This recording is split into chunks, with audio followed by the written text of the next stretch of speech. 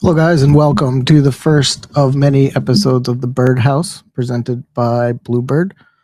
This is a weekly space we'll be hosting typically Thursday nights here in the United States, Friday in other parts of the country, and we're joined with team members from Blubird. We'll have guests. We want to talk about innovation, technology, blockchain, cryptocurrency, Web3, RWAs, and everything that strikes your mind. This is a conversational space where we will have partnership announcements and opportunities to meet new projects. But for the most part, we want to know about you. We want to know what makes you interested in Web3, interested in this technology, and making connections with people. We've learned over the last couple of years that we're better when we collaborate. And so this is a place we can do it. I want to welcome the host or our co host, Corey Billington, who's the founder of Blubird and had the idea for these birdhouse spaces, and Ian Gertler, who is the chief marketing officer. Myself, my name is Mike. I assist with some business development at the project and also looking forward to getting these spaces going. And I think we have one of our marketers, Taylor, behind the Blubird account. Feel free to pop in. But Corey, how are you doing tonight? Happy 4th of July for those American listeners. Cheers, man. Yeah, I'm doing fantastic, and really excited to kick off these spaces and really just start opening up the discussion to anybody and everybody, first and foremost, and getting I guess a ground level peek behind the curtain for some of our followers as well, and give them some insights on what we're thinking about and what we're doing behind the scenes as well. And also, I must apologize if it does sound a bit like a construction site around my area. We're just getting a few renovations done here, so apologies. No, you sound crystal clear on my side. Appreciate you being here. Ian, how are you? Doing well. Great to be here with you guys. For everyone who is based in the United States or an American in other countries, happy 4th of July. But for everyone else, just another working day. And looking forward to chatting and letting everyone else know, one of the big pieces of doing spaces like this is so that we're not just talking about what matters to Blubird. We know what matters to the people we work with each day and the people we develop technology for. So we're looking forward to learning more, seeing what matters to everyone else, and addressing those opportunities and pain points together.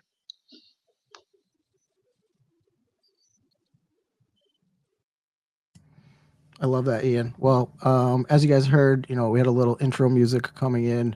I thought, given the context of the Birdhouse, Three Little Birds by Bob Marley would be appropriate, but also just wanted to send a message out there to everybody in the crypto space.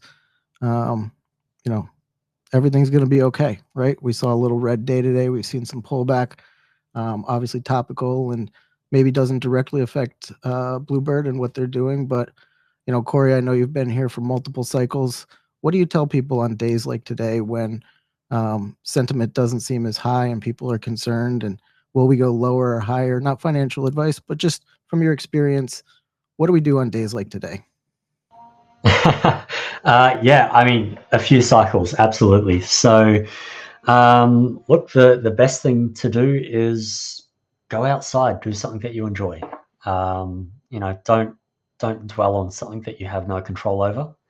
Um, you'll just end up getting in a worse kind of position mentally, basically. And I know it's hard not to look at the portfolio, refresh it, watch how much it's receded each refresh. But honestly, it's not worth it. It's not worth the mental strain. It's better to just go out and enjoy the sunshine if it's sunny, or do something productive. Essentially, there's no sense in panicking over that and yeah, just going around in circles. Basically, that's probably the best thing to do. It took me a little while to learn. Probably my first cycle, I learned the hard way of always refreshing it as it went down. That was the crash that happened just around 2018, and it came in pretty hard and fast. And it was the first bear market that I was a part of, and I was in that state of, it'll get better. Like it's going to get better. There's no, like, it'll keep going up again. This is just a small correction, and it didn't. And it kept going down. And it completely decimated my portfolio. Down to thousands of dollars. Up from hundreds of thousands. Back then. So it was a very painful thing to watch. And the next bear cycle that came around, I didn't watch it. I just disconnected from the bear cycle, and just done other things. Got busy with projects, and that was probably the best thing I could have done. And I know that we're not in a bear cycle currently, but it is still quite bearish. That's probably my takeaway. I love that from a veteran in the space. Ian, any additional thoughts? Same sentiment?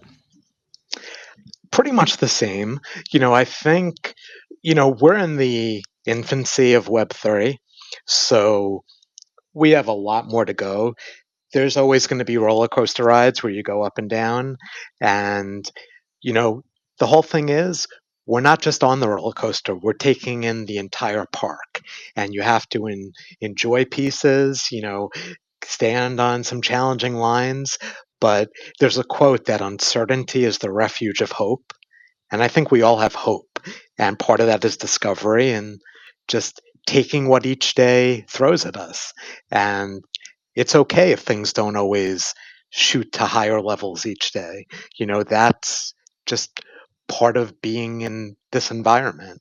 And that's why we're all here together, so we can learn from each other and address, how to deal with the ups and downs. And, I tend to think that as long as we keep dealing with ups and downs, that's much better than the alternative. The alternative is there's nothing to do. So I think we have a lot to do ahead together. I couldn't have said it better myself.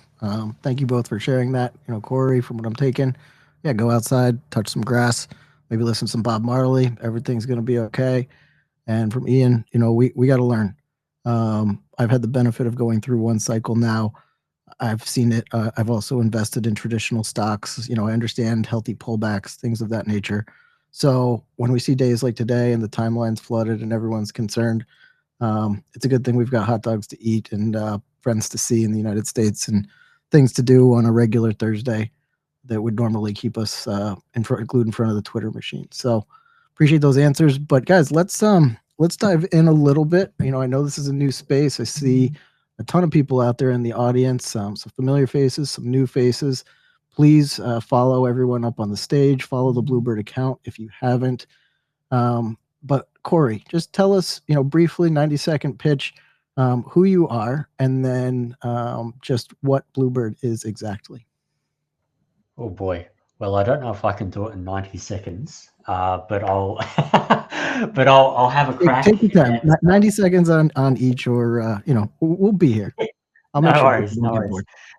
So about myself, that's pretty straightforward. So as I just mentioned in the last little spiel there, I entered into the Web3 space early 2017, fell down that rabbit hole, completely fell in love with the technology and the space and the culture. Back in the day when ICOs were going hard and, no such thing as KYC, it truly was the Wild West in this space back then. And,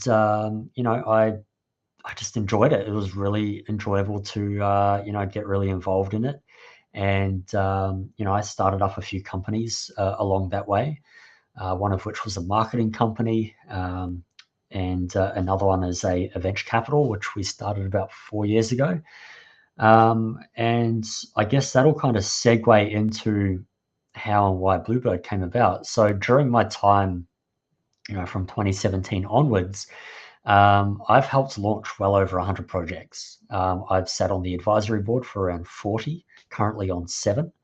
And I've pretty well seen everything that a founder can do right and wrong, along those journeys. And from the VC side, that we have Andromeda Capital, I've seen it again pretty well all on the investor side. We've deployed capital in well over 400 projects in that time. Even just this year, I think it's a bit over 80 projects. So it's a fair few. And a lot of the processes were broken. So that's where Blubird came about. I guess I had that unique perspective of seeing all sides of the coin at the same time. So, we developed Blubird to be the enterprise solution to handle all of the pain points for founders, which might be setting up their tokenomics, their, managing their cap table, onboarding investors, finding quality investors, automating all their KYC, their their safting agreements, and their eventual deployment of their smart contracts and their vesting schedules and or NFTs. So that pretty well streamlines the entire admin process for a Web3 venture right there. For the investors, we have a couple of tools coming out for these for the investors, one of which is already live, which is our investor portal. And what that does is allows, pretty well everyone to be involved, to be honest. So, we have our survey program, which allows, people to get paid for doing surveys, essentially, which is tied to a treasury that we have.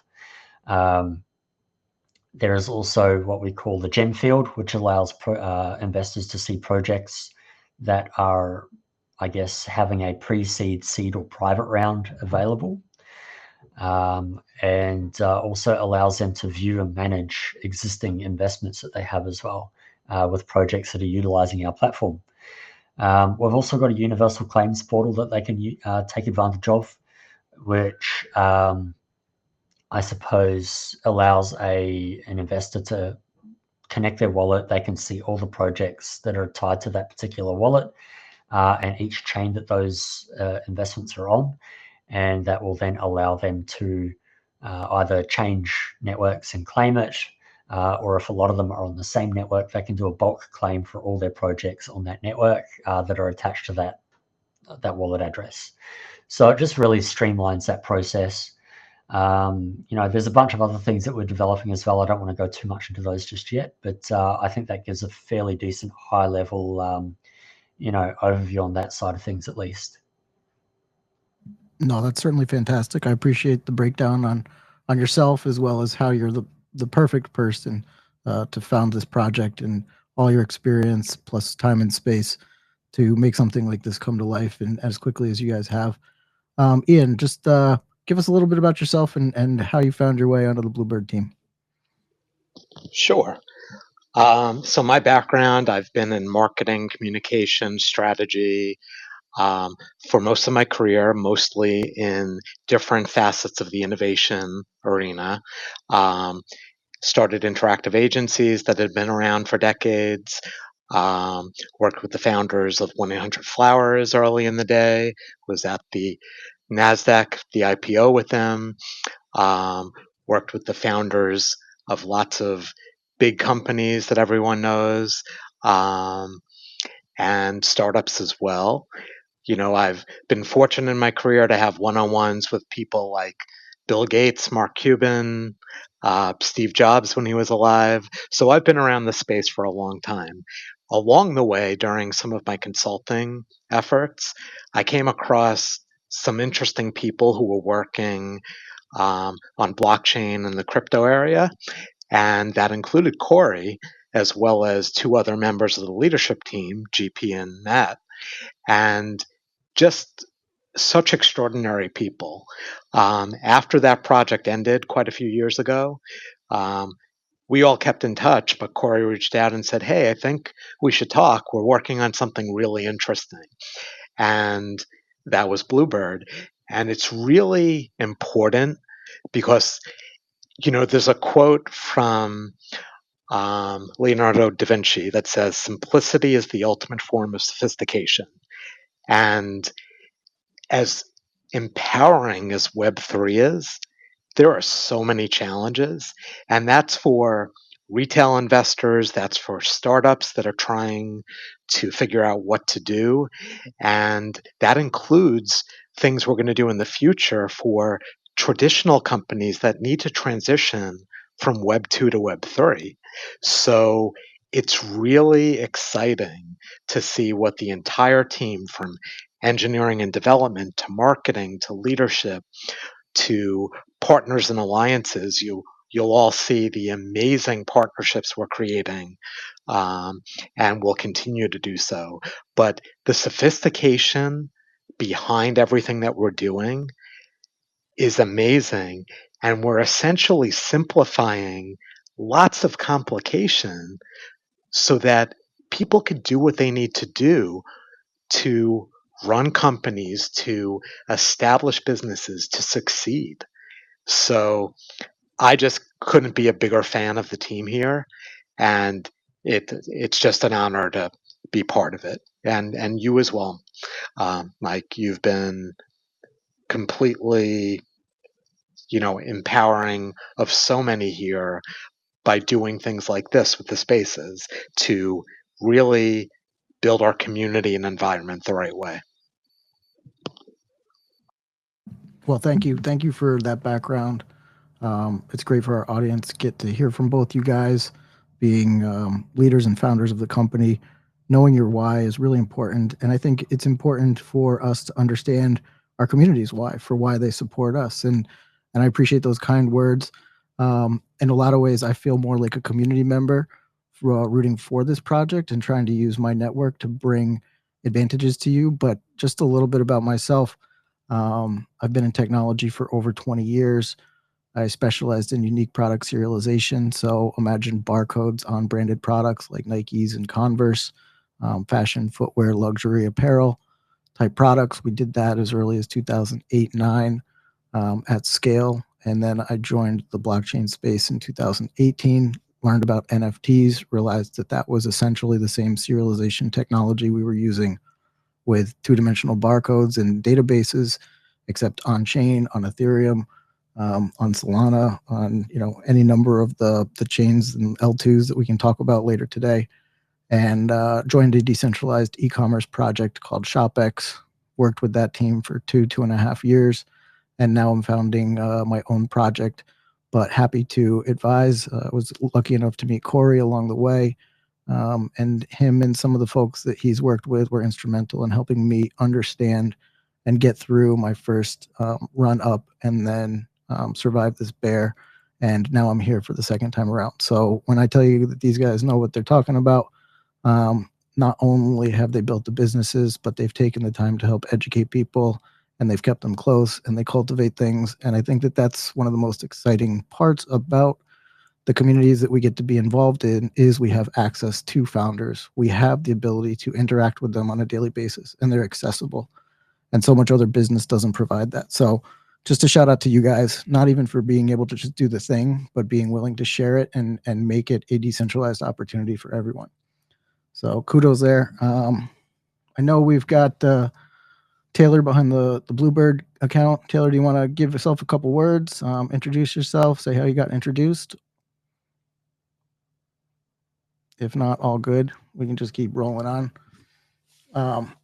Also, just want to take an opportunity. I posted up a couple pinned tweets up in the Nest. We'll keep it on brand here in the Birdhouse. We'll use the Nest for any pinned tweets. And so one is, what does this have in use for users? It's a great place. I think you should take a look at the Blubird Twitter. There's tons of content coming out. Again, shout out to the marketing team for getting those out daily, multiple times a day with useful information, broadening our understanding of the project. And then the second one, there's a Zeely Quest that just activated earlier this week on July 1st. It's going to last for the month, and there's a variety of tasks. So if you are using Zeely, please jump on that. And then in the bio for the Blubird Twitter, there's a link tree. It has access to the Discord. I highly recommend you going into the Discord, as later we'll be activating Drip, which is a Discord engagement activity service. Great for engagement, loyalty, community building. And so we'll be doing a bunch of giveaways through that, and you can earn points and credits. So if you're not in the Discord already, definitely hit that link tree. Only use, verified links. Don't go clicking things from DMs, but definitely join the Discord if you haven't done that, and then check out the website, as I said earlier. So, guys, Corey, kind of a new space. We've got any direction we can go. We kind of talked about how you guys got here, why you're doing this. What besides Blubird and the projects that you've advised on, how do you see like the future of Web3? Where do you predict this will go? When can we, will we expect mass onboarding? Is there a pinnacle event, or will it just kind of take over one day and it'll be an invisible layer and we won't even know it's there? Corey, I'd love to get your take on that. Yeah, definitely. So I guess I might have a rather unpopular opinion when it comes to this. And it's just based on, I guess, what really institutes the onboarding of the masses, so to speak, because that's what we've been calling for since the very beginning is, wait until the masses come, right? That's been the tune everyone's beating their drum to. So I'll be honest, from everything that I've seen so far, the masses aren't going to be coming until it feels more Web 2, which most diehard Web3 enthusiasts will cringe at, they'll argue about, and try and say, oh no, everyone's just got to learn to take control of their lives and their assets and their be their own bank, so to speak. But at the end of the day, most people aren't educated properly on financial matters in the first place. So to ask them to be their own bank is terrifying, to be honest. There's a huge epidemic across the world of, they do not teach proper financial management skills in school. If you went to a school that did, that's amazing, because mine certainly didn't. Everyone that I talk to hasn't. So kudos to you and your school if that was the case. But 9 times out of 10, you have to learn it the hard way, or if you're lucky, your parents will teach you.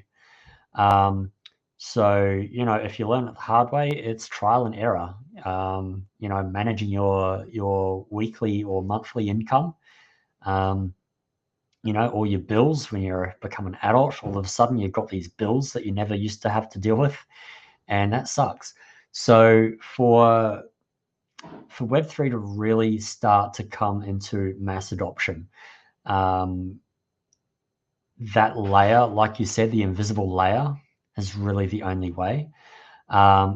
We're talking more for retail. When it comes to corporate mass adoption, there's a whole different ballgame there, because they have corporate structures that they need to abide by. So there's no one person that could control a wallet that is company owned, especially if they've got a board of directors, things like that. They can't have a multi-sig set up either, because they're also a point of failure. So essentially, again, you're going to have to go through like custodial wallet solutions, such as Coinbase or Anchorage Digital. And there's a bunch of others as well, but they're probably the most well-known in the US. And, just really make things feel like Web 2. People don't like inconveniences. You've only got to look at the amount of freedoms people are willing to give up in the name of convenience when it comes to their personal security and privacy. they're more than happy to. So people aren't getting less lazy. I'll put it that way. So in the name of convenience, my answer is that it has to feel like Web 2. No, I think that's absolutely right. And I think we'll get there. I think, like you said, the brands will come, but I think we're also, just from my perspective and seeing the change, in the consumer product industry. In 2014, we were on 500 million products annually. So that's a lot of products tagged in market, but we were only seeing, 100,000 scans per month. There was no call to action. There was no real deliverable marketing message. And nobody really knew what to do with a QR code. You had to have a special scanner on your phone. You had to have a camera that was good enough to interpret it. You had to have fast enough Wi-Fi to get a signal. And fast forward, we have NFC chips, we have Apple Pay, COVID extremely advanced people's use of QR codes. My grandmother can go to a restaurant and order an entire meal without talking to someone, and she knows how to do it. And so 10 years ago, people were laughing at us saying no one's ever going to scan a QR code. But with all that, now we see that there's much more organic scanning of those codes. There are many more codes on many more brands across different product bases, and people are starting to interact with them. And that has become organic. And now we're at a point where you can create these marketing campaigns and there will be a call to action. And I think there will be a call to action for specific Web3 and blockchain technologies and innovations that we need information to be decentralized, or we'll want to protect our data. And so instead of a brand identifying like, yes, I need to use this for business analytics or better decision making, they'll be forced by their consumer base to offer services that allow them to interact with products on chain or services on chain, because they don't want to just serve their information up to third-party intermediaries or social media platforms anymore. So we could see it come faster this cycle. That's kind of my pie in the sky utopian viewpoint on it. But at the same time, I think we have much more at our hands, and we have a much more educated and aware consumer base than we ever have in the history of time. So there may be demand that just is nobody's even anticipating. Ian, I'd love to get just your take on the space and what you'd love to see with blockchain, crypto, Web3, any of it, and what excites you over the next 5 to 10 years. Well, I think you and Corey definitely highlighted a lot of the pieces of the puzzle that I was thinking about. I've been an early adopter for so many years now, well before my high school days, throughout college, certainly in my career. I mean, I worked for companies that did quote unquote the cloud before it was even known as the cloud, before Mark Benioff at Salesforce started that. It used to be called application service providers. I've been involved with things like IoT. I'm on the International IoT Consortium. I've been doing analytics. I helped IBM launch Watson Analytics years ago. AI, certainly. I think we'll be talking about AI today to some degree, but probably every space ahead, because so much is happening with it. And I think what we need to remember, we always, with emerging technology, we have hype cycles, and then they either take off or they fade. And I think Corey did mention something extremely important, the fact that we're not just shifting all of Web 2 to Web 3. We have to embed Web 3 into Web 2 as well, because that's where everything lives for the moment. And it's almost like an API, right? You have two different destinations and you connect and build a bridge between them. That's going to be the same thing with Web 2 and Web 3, in my opinion. And we need to show people that doing this is important because it provides value. We make it easy, and it's fun too, to a degree. But if you don't have value and ease, you never get people to do things. So we need to make that happen. That's what Blubird is working on. That's what so many others are working on. I was on a space listening to Sandy Carter, who is the COO of Unstoppable Domains last week. We former colleagues. We've been involved with different organizations together and friends. And she actually mentioned that as well, that she's working with companies so that things like traditional domains going forward, when ICANN updates the policies, they're not just going to be the same Web2 domain efforts. They're going to have Web3 elements. So when you register a traditional domain, dot whatever, it's going to have Web3 elements too. So, you know, we need to listen, we need to learn, we need to discover and collaborate. That's the other part. We can't do this all by ourselves. It's always going to require collaboration between the best and the brightest. And sometimes it's going to be industry leaders who come up with things. Other times it might be a high school kid in their basement coming up with a brand new idea that becomes the next iPhone, the next, currency, the next way that we do spatial computing. And integration of technology is incredibly important. We're going to see IoT and AI and blockchain all coming together to do certainly financial technology, but authentication too. Think about real world assets. Everything is going to have a digital counterpart in the future. And you can't just say, okay, it's on the blockchain, it's done. It needs to be authentic. You need to have smart contracts that validate it. This all works together. There's so many pieces of this puzzle, and the blockchain environment and the Blubird team, we're just trying to make a beautiful picture out of all these pieces.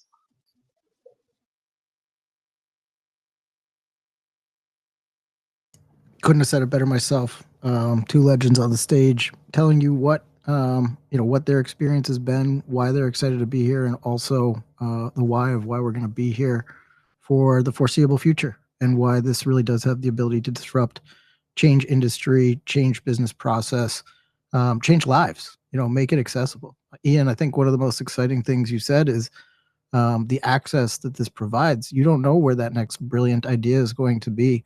And it used to be so incredibly hard to get access to resources or people or someone who could help you, even just to pay attention to you. But here we are, in 2024, doing social audio, having the opportunity to interact, throw an emoji, drop a comment, listen to a space later, learn more about the founders. They're taking an hour out of their week, sometimes more, to just talk, and share their viewpoint. And I think that's amazing. But if you guys are up for I love that you said that. I'm going to jump back in. When you give people access and knowledge, you empower them to create the future. So I love that you said that. Yeah, I think that's the beauty. I mean, that's the thing that excites me the most. I was a hockey player growing up. I was always part of teams. I was an athlete and a player, but I always had coaches, and there were people that I looked up to. And it wasn't until I started coaching that I realized how important those lessons were. And now that, I've been an entrepreneur, I've been a community member, and I'm trying to be a founder, I'm realizing the lessons that founders offered me that at the time I wasn't ready for those lessons. And so I believe that there should always be kind of three dynamics as you're on your path, right? You want to have a mentor, you want to be the pupil, you want to be learning, but you always want to have a mentee. And so anytime we can interact with our communities, learn something from somebody who can teach us, or have the opportunity to share and spread knowledge, that makes the project stronger, and more business needs to take advantage of that. So with that said, if you guys are up for it, if there's anyone in the audience, I know we're just getting to know our community and some of you guys are very active, but if anyone wants to come up and ask a question, share an idea, this isn't really a shill space, and we can talk a little bit about Blubird and what it is for the user, the investment, or the business. But this is really just a chance to get to know each other, learn about your journey in Web3 and what you're excited about this project, and kind of interact and get to know each other better. So I see I've got one request. If anybody else wants to come up, join, just throw your hand up, wait for us to call on you, and we'll get that going. You guys all right if I do that? Sounds good. Absolutely. All right, so we've got one person coming to the stage. They had their hand up for a little bit. I'm sorry if it was falling asleep on you, but while we're waiting for them to join, sometimes there's a bit of a delay. If you guys do, I realized that the purple pill for one of my apps was not working, so I threw the space link in the top. We've got about 20, almost 25 of us in here. So, and we've only got, eight reposts. So repost the space. We'll probably be going for another, I don't know, what do you guys think? 15, 20 minutes. We can finish on the hour. We can keep going if the conversation picks up. And then we'll be back next week too. So looks like, Emmy, you've joined us. How are you? Thank you for your patience. Welcome to the Birdhouse. How are you, man?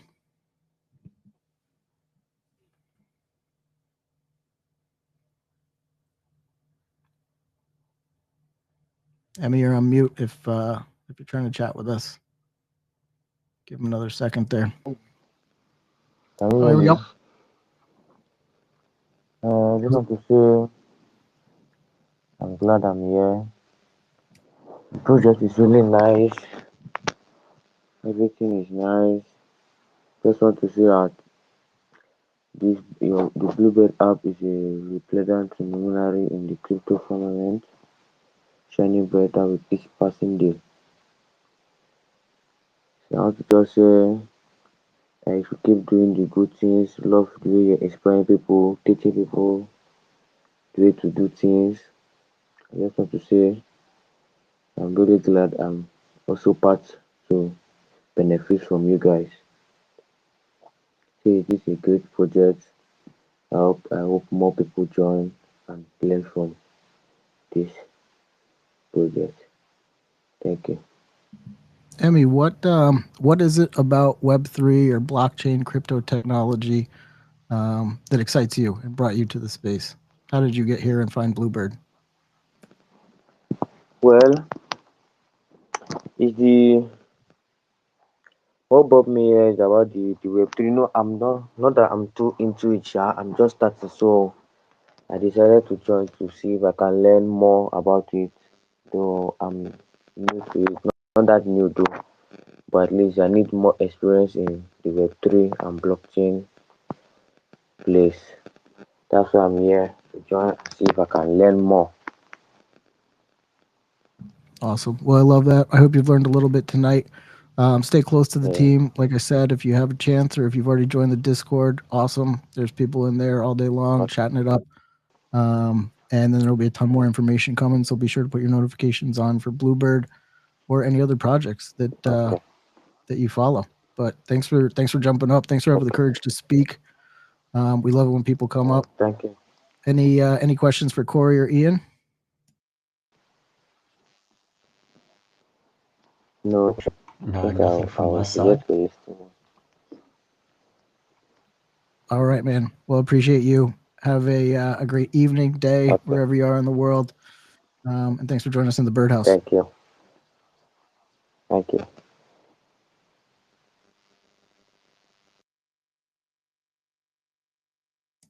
Looks like we've got one more request there too.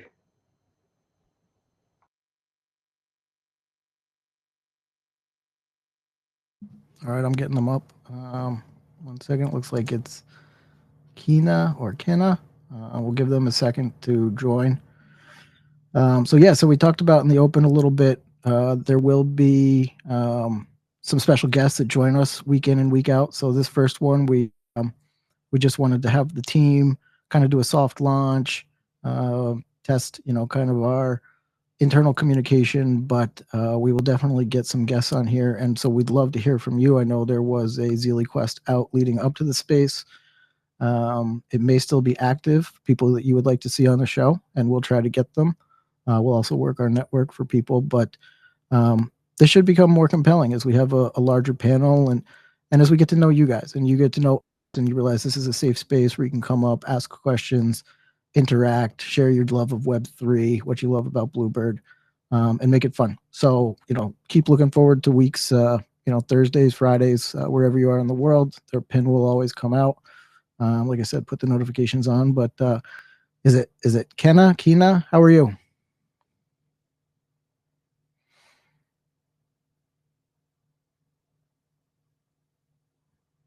Kenna Senpai?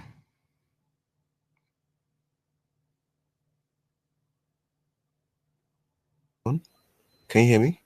Yeah, we got you now. How are you? Yeah, good morning. Good morning. Fine, good morning. Yes. I'm kind of new to this project, so I just hopped in on the live. I'm kind of new to Web3 as well.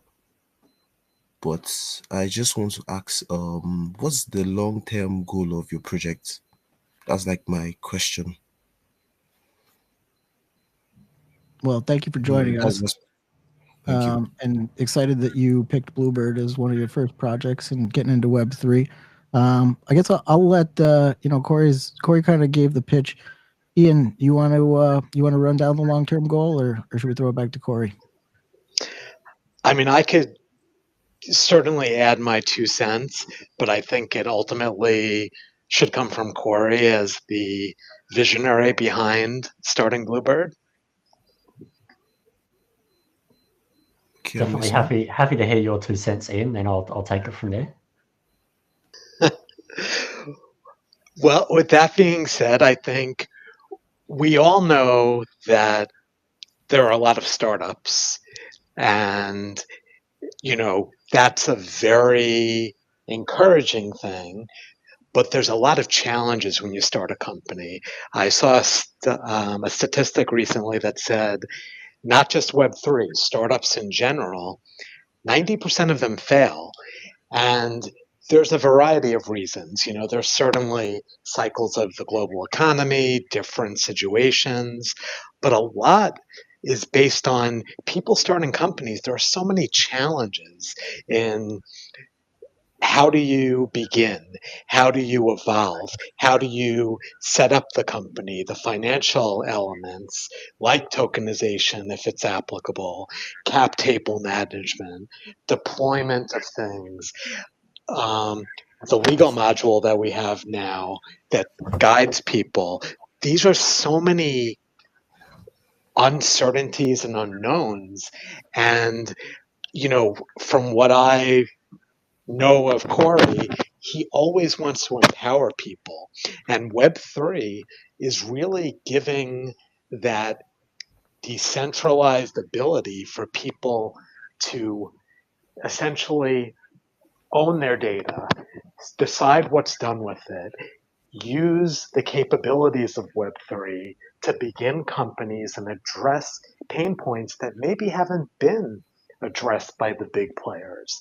But it's also that a lot of these big players are stuck in legacy environments, and they're trying to figure out, well, how do we evolve as the rest of the world starts to do these things? We can't just stay in the background and not address it. I mean, we see lots of large financial organizations and others starting to address Web3 to invest, do ETFs, do crypto. I don't know if everyone saw Coinbase and Stripe just announced that they'll work together to embrace crypto and Web3. So I think Blubird is really helping to further this along and to take the pain points out of it. But there's so much more to it. So I'm going to be quiet and let Corey tell you the more eloquent version. I don't know. I don't know if it's going to be more eloquent, but I'll certainly, take it from maybe a slightly different angle there. So, I guess there's a lot of different reasons why people start companies. Sometimes it's motivated by an exciting new sector. Other times it's money. Or sometimes it's to solve a problem that they face themselves. So in my reason was solving a problem that I was facing. Basically, this is an issue that I was, seeing other founders go through, other investors go through. So that's my motivation. Now, my vision is that I want to make it so that Blubird is, I suppose, one of the go-to products for founders for really streamlining not just those first few processes that I spoke about when I gave the introduction about what Blubird is, but their entire corporate pipeline. So I've mentioned this on a few other spaces, but we've got about 28 modules prepared for getting built out. So one of which is, for example, the equity module. So companies can not just look after their Web3 componentry, their tokens and such. They're also able to do an equity round with a token warrant or a token grant, which is just a fancy way of saying they can sell some equity in their company, and if they do end up creating a token, you are guaranteed to get a certain amount of those tokens as an equity investor. So usually to do that, it's pretty complicated. You've got to have two sets of records, one for your Web3 side, one for your Web2 side. Gets quite complicated and messy, and it's just hard to manage.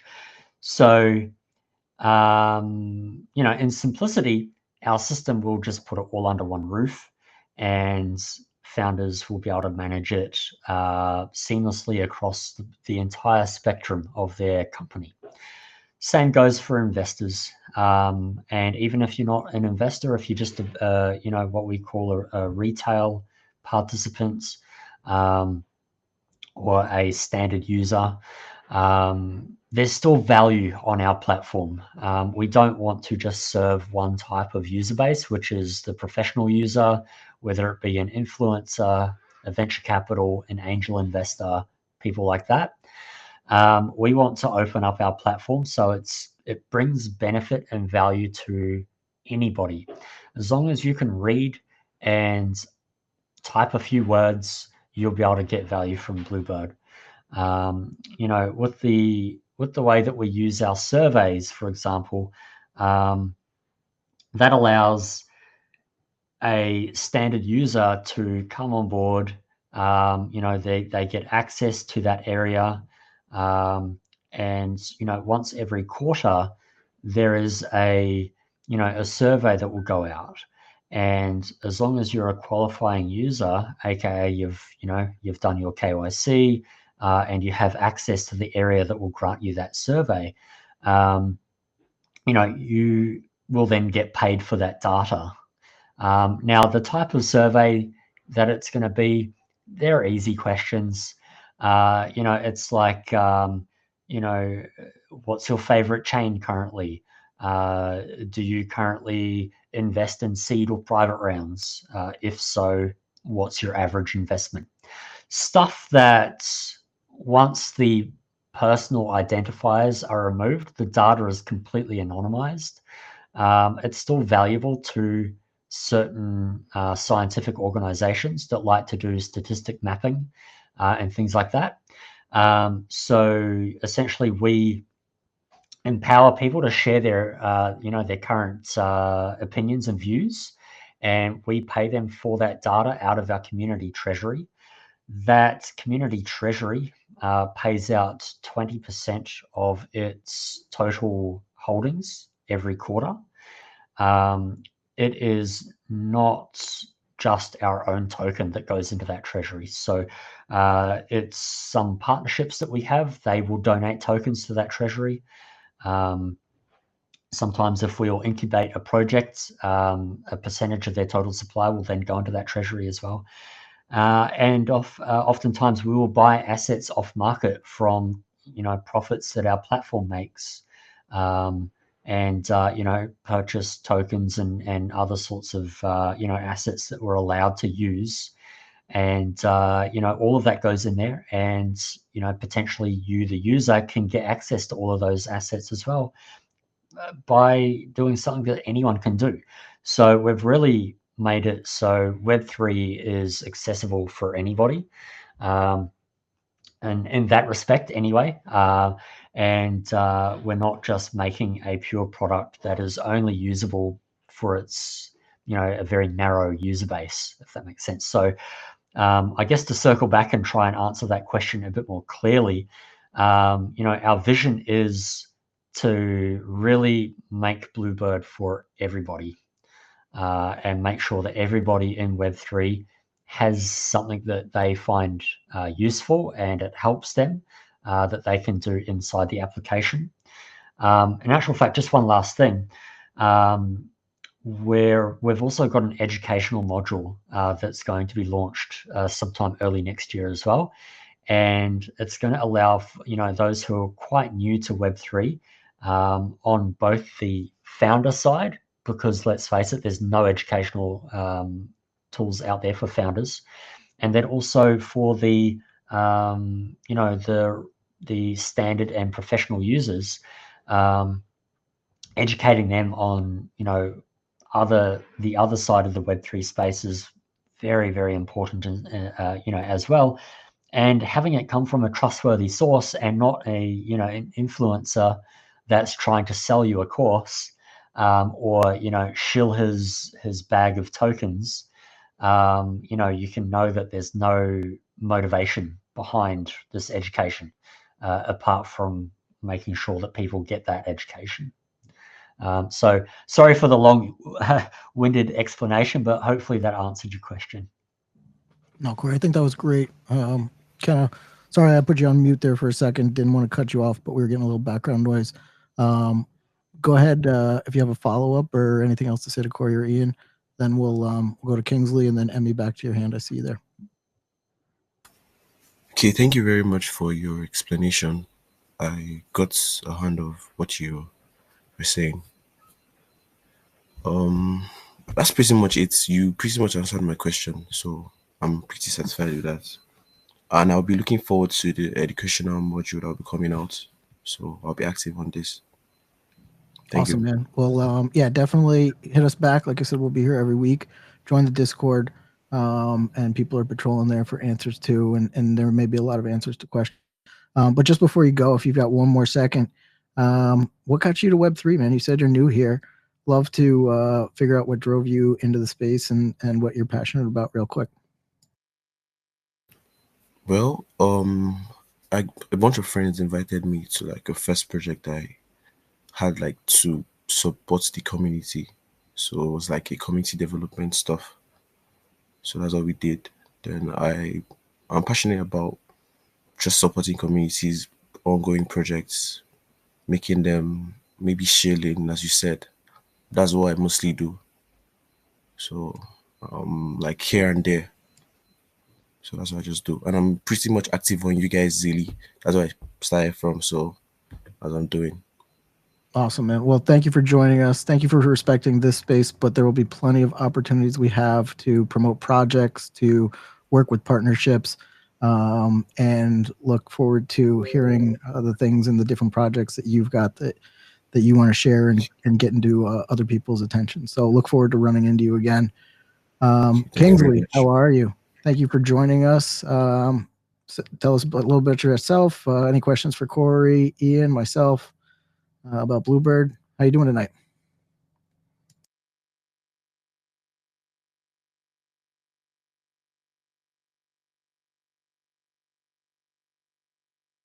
Kingsley may still have the lag. Don't know if you can hear us, Kingsley, or if you rugged. Twitter's been a bear the last couple of days. I'm actually impressed with how well this space has held up, but it's probably just because everybody's out on the 4th of July. Okay, hello everyone.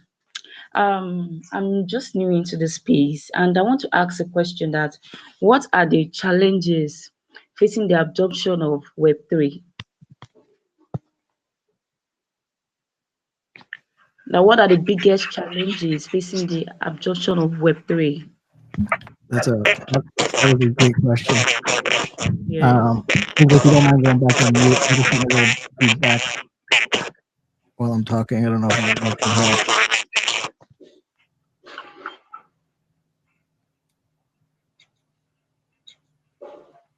Kingsley, can you mute your mic? Yes, I'm hearing you. No, can you mute your mic, please? Okay, can you please repeat yourself? I just need you to mute. No, I'll answer your question and then you can respond. Yeah. Yeah, because I noticed that some of the Web3 users, there are a lot of challenges that we face in this space. So, and I'm just new into this space. I just want to know what are the challenges, as a user. So I just want to know. Absolutely. Corey, maybe you can answer this one. I don't know if it's my setup, but every time I talk, I'm getting feedback. No. Alrighty. Sorry, I think there was a bit of feedback through that microphone there. So, all right. So the challenges. So, I guess the biggest challenge is changing the way that people see things, right? So, everyone's very, very used to the Web2 way of doing things, and it's very different in the Web3 space. So that's probably one of the largest challenges, and I think it's where a lot of people end up, unfortunately, falling victim to scams because they're very trusting, or they end up losing their private keys, any number of things, right? So there's a lot of issues when it comes to that, purely because Web 2, you lose a password, you reset it, no dramas, right? There's no big issue. So that's probably the largest thing, is really changing the way people think about the data that they have and that they are, dealing with by far. And outside of that, the next biggest hurdle is really people are only going to come to Web3 if it's to do with something that they enjoy. So, for example, the next biggest thing that's, in my opinion, is going to really bring people to Web3 is games. People already love playing games, no matter what type of game it is. People love playing them usually. And games are a really, really good use case for tokenization of in-game assets. So for them to basically come on board and all of a sudden their favorite game starts to introduce NFTs, they might start them off with a custodial wallet that they can transfer it into a wallet that they might own at a later date. It will ease them into something that that they were already familiar with, into something a little bit different but still very familiar. So I think those are all the challenges that everyone's currently facing. And it's even worse when it comes to institutions coming into Web3, because they have, like I mentioned earlier, very strict corporate policies on who can have access to certain keys and such, and oftentimes it just means that they can't touch anything Web3. So hopefully that answered your question. But Ian, maybe I'll hand over to you, mate, and see what your thoughts are as well. Sure. I think you mentioned some very big ones. One of the other ones is probably understanding. FUD, fear, uncertainty, and doubt, that runs rampant when people don't understand. So education and seeing, what does this involve? What's capable? Access, and having a sense of security that this is okay is going to progress things. That's going to take some time. One of the other ones is interoperability. This is a problem that we faced throughout the decades with technology. A lot of times things are created just to sit by themselves. interoperability is so incredibly important because we're in a connected world.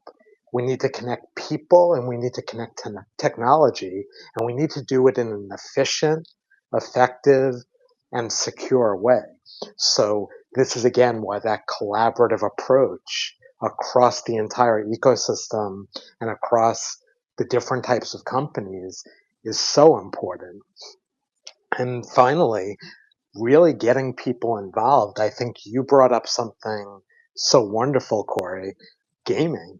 I mean, if you see what's going on, when people hear blockchain, their first thought is just cryptocurrency, but it goes beyond that. Like if you look at gaming with blockchain, the ability to make a profile, to have assets in games, and then being able to bring those assets across games, be able to do different things, reach different levels, interact with different communities.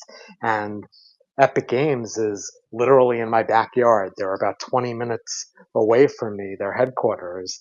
And if you look at all that's going on with Fortnite, they're not a fintech company, but they're progressing Web3, and that awareness is building the capabilities to address that challenge. So there's a lot of exciting things happen. It's a great question.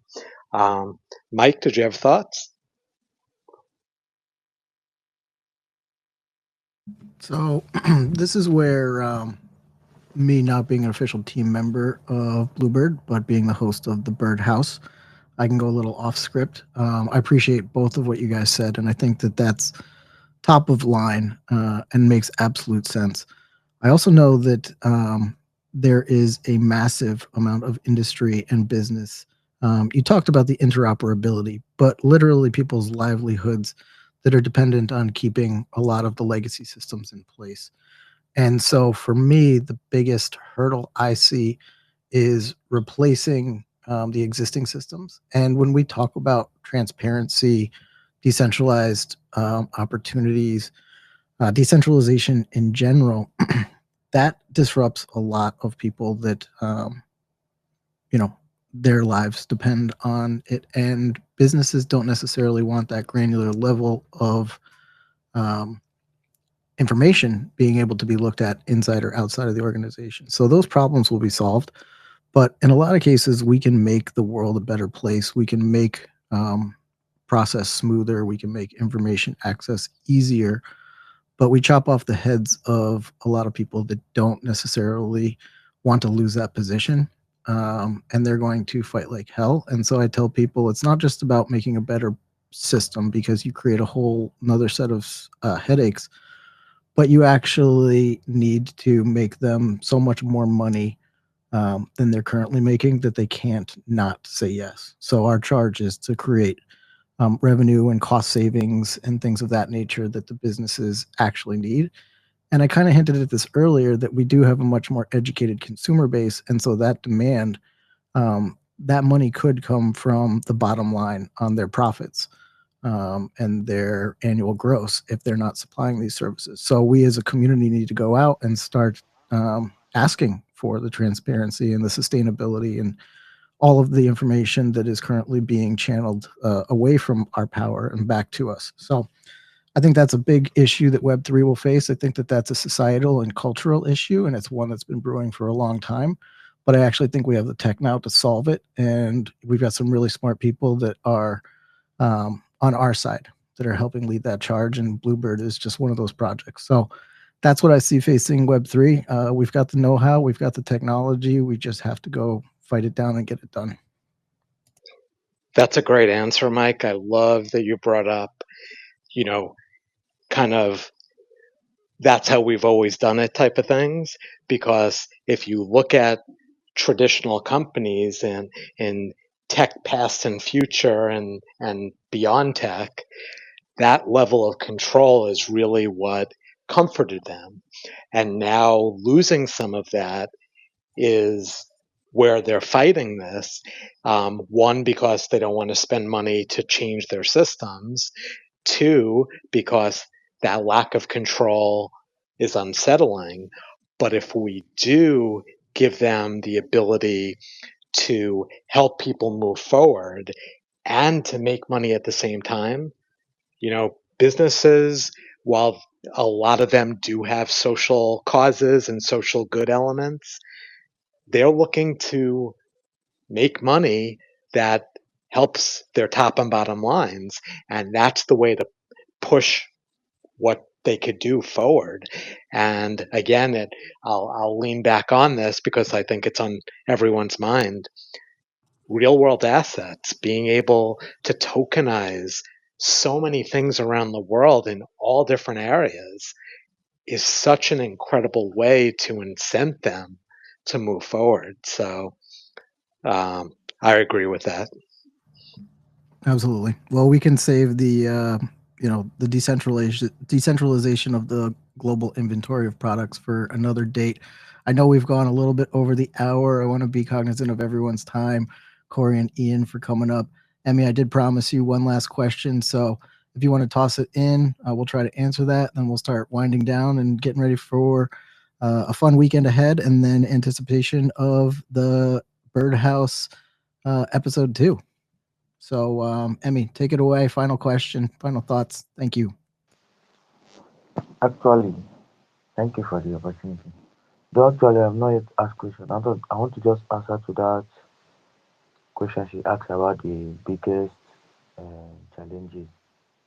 You get me? So, on my own side, what I see as the biggest challenges, though, is the education in the crypto world. Yeah, education is the key to unlocking the potential of Web3 technology and addressing the challenges associated with its adoption. By educating users, developers, and businesses about the benefits, risks, and best practices of Web3, if we educate them on this, we can increase their awareness and understanding of the Web3 technology. We can improve user experience and adoption rates. We can also enhance security and privacy measures. Also, we can foster innovation and development of new use cases, and also encourage collaboration and standardization efforts. Also, facilitate regulatory understanding and compliances. So, and this the example like this space now that you are doing is also a way to teach people on how to know about Web3. Without this education, some people don't know, they just enter, do what they think of, and if they lose, they will say, this thing is wrong, is not benefiting. So they need to know the risks, they need to know everything. They only thought that if you enter, you will make money and come out. It's not so. There are also risks. There's only also risks where you may lose, you may win. So it's just your own choice to make. Not that you come with the thought that if you start, you will start making money easily. No. So I'm just trying to say that the education part is really necessary. That's why I'm also joining more space in order to gain more experience to the one I know. So I also say that if you can continue to do this space, join more space, get the person that asks the question, you can join more space to get more educated on Web3 and blockchain worldwide. So you can have more experience and start gaining. So that's what I want to just add. Say thank you once more for the opportunity. Awesome, Emmy. Thank you so much for adding that. I think it's really important. It's great for the three of us to stand up here and give our ideas. But like I said, we want our community to feel empowered to be able to participate. And I think your message is spot on because we can only be in so many places at so often. And so knowing that people are out there spreading the word, spreading the word about Web3, about blockchain, about its benefits, hearing from legendary founders that believe in this space, who have been here as long as they've been here and haven't left just because the sentiment changed, and getting those ideas into more and more people's heads. And then you guys taking them out to your friends, to your family, to the other spaces that you're in, to be able to push back on people that aren't doing things for the right reasons. and steer them in the right direction. So I love your message of education. I think it's definitely one, and all of the use cases you mentioned, the different applications, we'll see all of those types of projects launching on Blubird as we go live, and as companies come on and they want to create a token and they don't know how, or they don't know how to manage it. And so just want to shout out Corey, Ian, the team. Guys, final thoughts before we wrap. Ian, you want to hit us with a little rundown? Goodbye. Anything we missed? It's been fun. I'm looking forward to continuing this and connecting with the community. And I'll leave you with a quote that I like from Andy Rooney, who's a very well-known journalist from years ago. He said, "Everyone wants to live on top of the mountain, but all the happiness and growth occurs while you're climbing it." So hopefully we're going to climb the mountain together.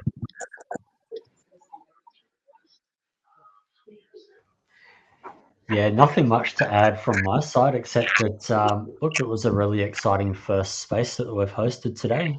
And I'm definitely looking forward to these more casual chats and, just getting to know our community and, just discussing Web3 in general. It's something that's really exciting.